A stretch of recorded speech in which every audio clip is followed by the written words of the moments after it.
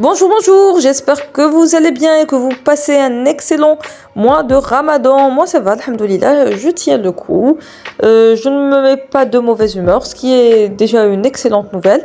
Voici Peluche, par contre Peluche, lui, il est de très mauvaise humeur. Pourtant, il ne jeûne pas, hein. Je ne comprends pas pourquoi il est d'une humeur aussi massacrante. Mais bon, si vous êtes nouveau sur la chaîne, n'hésitez pas à vous abonner et à cliquer sur la petite cloche afin de recevoir une notification à chaque fois que je poste une vidéo. Si vous voulez suivre mes aventures, à liker la vidéo si jamais la vidéo vous plaît ou la recette vous plaît, et à partager la vidéo et à laisser un gentil commentaire. Aujourd'hui, je vais partager avec vous une recette que j'apprécie particulièrement et qui est particulièrement bonne, et c'est celle des coquillettes farcies. Bon, sur l'emballage c'est écrit baboucha. Baboucha, normalement c'est les escargots, ce sont des escargots, et c'est vrai que ça a une forme de gastéropode marin, pas d'escargot. Ça fait penser un petit peu à la forme des porcelaines en mer. Donc ce sont des pâtes, je ne sais pas comment les autres les préparent, mais moi je pense qu'il faut les farcir. Alors vous pouvez les farcir de ce que vous voulez. Vous pouvez les farcir de poisson, de viande hachée ou bien de poulet haché. Pour la farce que nous allons vous proposer aujourd'hui, elle est principalement constituée de blanc de poulet, de fromage, d'œufs. Alors les quantités varient en fonction de ce que vous avez à la maison et de la quantité que vous voulez préparer au final. Donc voilà, il nous faut du blanc de poulet, des œufs, du fromage en barre, et aussi de la chapelure, des fines herbes et un petit peu de sauce tomate, du sel et du poivre. Voilà, normalement c'est tout. Vous passez le tout au blender ou au robot et vous allez obtenir une pâte comme celle que vous voyez à l'image, et c'est avec cette pâte que vous allez minutieusement, vous voyez, farcir chaque coquillage ou chaque coquillette. L'opération est très longue, même trop longue. Il faut s'armer de patience pour remplir avec amour chaque coquillage et dresser le tout dans un plat qui passe au four, parce que c'est une sorte de pâte et de gratin en même temps.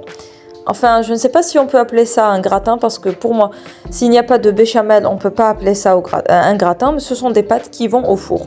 Donc on ne les fait pas cuire au préalable, on les prend et on les remplit de farce, et ensuite elles vont cuire dans la sauce.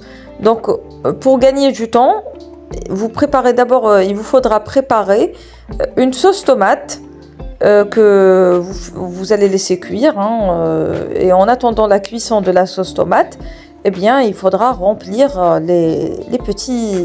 nos petits coquillages, nos petites porcelaines ou nos petites babouchas. Et pour la sauce tomate, il faut que ce soit une sauce tomate très liquide, comme vous allez le voir à la fin de la vidéo, afin que les coquillages puissent cuire dedans. Vous pouvez rajouter des moules aussi, ça donne du goût. Je ne comprends pas comment je n'y ai pas pensé. Comment se fait-il que je n'y ai pas pensé? J'aurais dû y penser, on peut faire un gratin de pâtes et de moules. Oui. Ça me donne des idées pour une prochaine vidéo. Ça, c'est une bonne idée. La prochaine fois, on va les farcir de moules. Je ne sais pas combien de filières il faudra pour farcir autant de coquillages. Mais bon. Donc, il faudra préparer une sauce tomate très liquide. Et une fois que tous les petits coquillages, toutes les pâtes seront farcies de notre farce, eh bien, il faudra remplir le plateau de cette sauce tomate qui est très liquide, comme vous allez le voir à l'image, et les enfourner.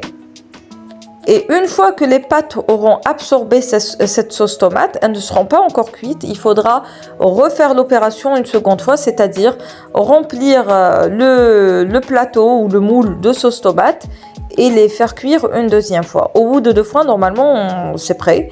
Et les pâtes seront prêtes et bien cuites à l'intérieur.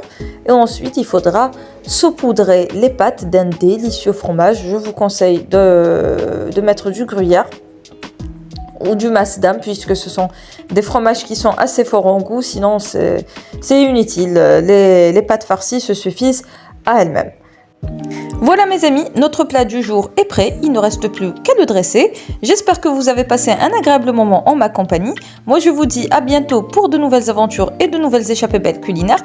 Et d'ici là, portez-vous bien et prenez soin de vous. Sahaftoulkom.